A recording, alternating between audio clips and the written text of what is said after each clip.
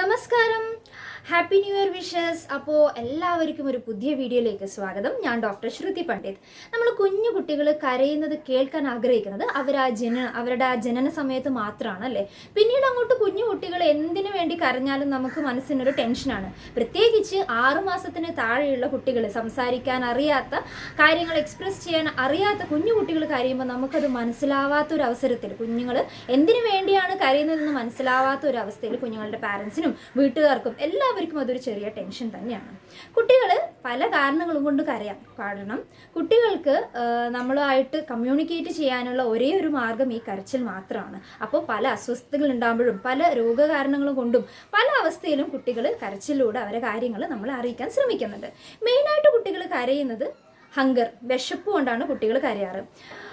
കുട്ടികളുടെ വയറ് തീരെ ചെറുതാണല്ലേ, അപ്പോൾ അതിനനുസരിച്ച് മാത്രമേ കുട്ടികൾ കഴിക്കുകയുള്ളൂ. നമ്മൾ പാല് കൊടുക്കുകയാണെങ്കിലോ അല്ലെങ്കിൽ വേറെ എന്തെങ്കിലും ഭക്ഷണങ്ങളൊക്കെ കൊടുക്കുന്ന സമയത്താണെങ്കിൽ കുട്ടികൾ കുറച്ച് മാത്രമേ ആ സമയത്ത് കഴിക്കുകയുള്ളൂ.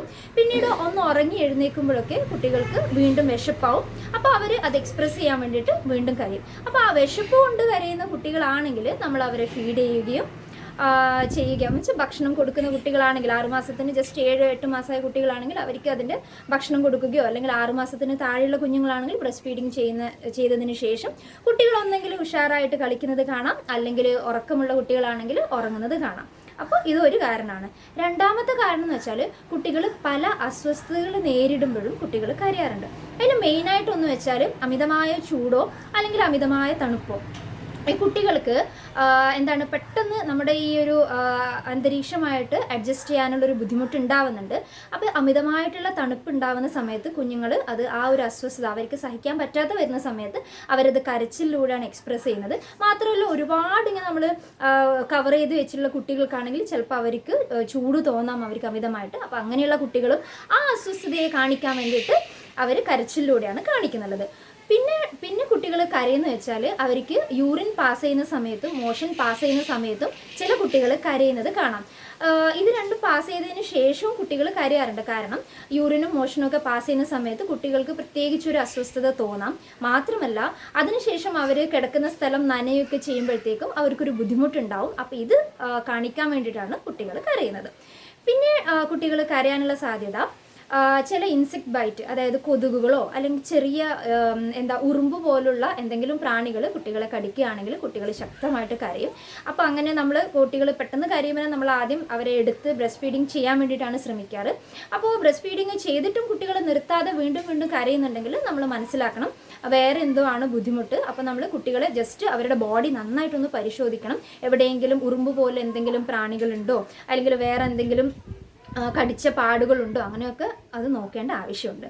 പിന്നെ കുട്ടികൾ കരയുന്നത് ഗ്യാസ് ട്രബിൾ പോലുള്ള ബുദ്ധിമുട്ട് വരുമ്പോഴാണ് കുട്ടികൾ കരയാറ്.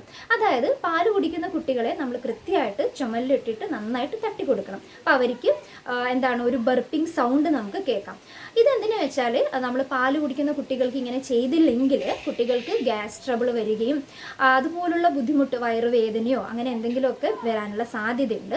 മാത്രമല്ല, മുലയൂട്ടുന്ന സ്ത്രീകൾ അമിതമായി എരിവ്, പുളി, ഉപ്പ് തുടങ്ങിയിട്ടുള്ള ഭക്ഷണങ്ങൾ കഴിക്കുമ്പോൾ അതിൻ്റെ ഒരു മോശം ഇഫക്റ്റ് കുട്ടികളിൽ വരാനും കുട്ടികൾക്ക് പല രീതിയിലുള്ള അസ്വസ്ഥതകൾ വരാനും സാധ്യതയുണ്ട്. അപ്പം പാലൂട്ടുന്ന അമ്മമാർ നിർബന്ധമായിട്ടും അവരുടെ ഭക്ഷണ കാര്യത്തിൽ കൂടി ശ്രദ്ധിക്കേണ്ടതുണ്ട്. അപ്പോൾ ഇങ്ങനെയുള്ള അവസരത്തിലും കുട്ടികൾ കരയുന്നതാണ്.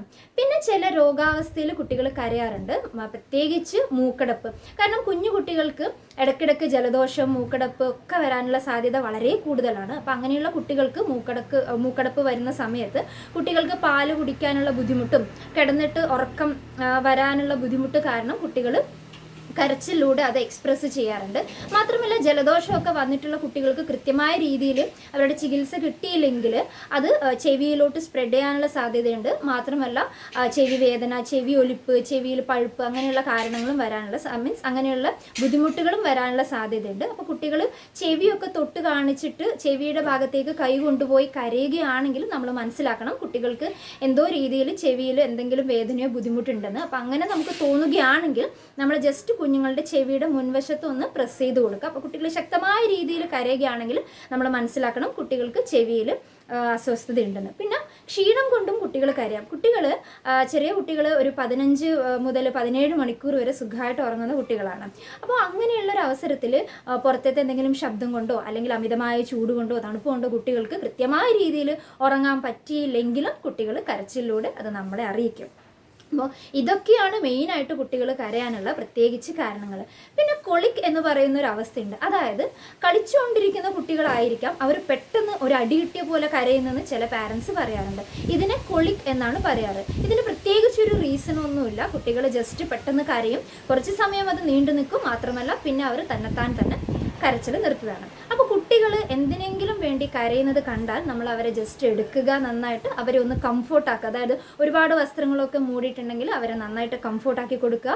തണുപ്പ് ഒക്കെ തോന്നുന്നുണ്ടെങ്കിൽ അവരെ നന്നായിട്ട് കൈയും കാലിലൊക്കെ സോക്സോ അല്ലെങ്കിൽ ഏതെങ്കിലും രീതിയിൽ കവർ ചെയ്തിട്ട് നന്നായിട്ട് അവർക്ക് നന്നായിട്ട് കംഫർട്ട് കൊടുക്കുക. എന്നിട്ട് ബ്രസ്റ്റ് ഫീഡ് ചെയ്യാൻ വേണ്ടി 6 മാസത്തിന് താഴെയുള്ള കുട്ടികളാണെങ്കിൽ ബ്രസ്റ്റ് ഫീഡിങ് മാത്രമേ ചെയ്യാൻ പറ്റുള്ളൂ. പിന്നെ മുലപ്പാൽ കുറവുള്ള അമ്മമാരാണെങ്കിൽ അവർക്ക് ഫോർമുല മിൽക്ക് അതുപോലുള്ള കാര്യങ്ങൾ ഇപ്പോൾ നമ്മൾ കൊടുക്കാറുണ്ട്. അപ്പം ബ്രസ്റ്റ് ഫീഡ് ചെയ്യാൻ വേണ്ടി ശ്രമിക്കുക. കുട്ടികൾ പാല് വിശന്നിട്ടാണ് കരയുന്നെങ്കിൽ ആ സമയത്ത് കുട്ടികൾ പാലൊക്കെ കുടിച്ച് നന്നായി ഉറങ്ങുകയോ അല്ലെങ്കിൽ കളിക്കുകയോ ചെയ്യുന്നതായിരിക്കും. അല്ലാണ്ട് നമ്മൾ ഫീഡ് ചെയ്യാൻ ട്രൈ ചെയ്തിട്ടും കുട്ടികൾ വീണ്ടും കരയുന്നുണ്ടെങ്കിൽ നമ്മൾ മനസ്സിലാക്കണം മറ്റു പല കാരണങ്ങൾ കൊണ്ടാണ് കുട്ടികൾ കരയുന്നത്. അമിതമായി ശക്തമായി കുട്ടികൾ കരയുന്നു, ഒരുപാട് നേരം കരയുന്നുണ്ടെങ്കിൽ നിർബന്ധമായും വൈദ്യസഹായം തേടേണ്ടതാണ്. കാരണം കുഞ്ഞു കുട്ടികൾ അവർക്കുള്ള ബുദ്ധിമുട്ട് എക്സ്പ്രസ് ചെയ്യുന്നത് ഈ കരച്ചിലൂടെ മാത്രമാണ്. എന്തെങ്കിലും സംശയങ്ങളോ ഉണ്ടെങ്കിലോ സജഷൻസ് ഉണ്ടെങ്കിലോ ദയവേത് കമൻറ്റ് ബോക്സിലൂടെ അറിയിക്കുക. അപ്പോൾ എല്ലാവർക്കും വീണ്ടും ഒരു നല്ലൊരു ന്യൂ ഇയർ വിഷസ് നേർന്നുകൊണ്ട് ഇന്നത്തെ വീഡിയോ ഇവിടെ നിർത്തുന്നു. അടുത്ത ഒരു വീഡിയോ ആയിട്ട് വരുന്നത് വരെ എല്ലാവർക്കും നന്ദി, നമസ്കാരം.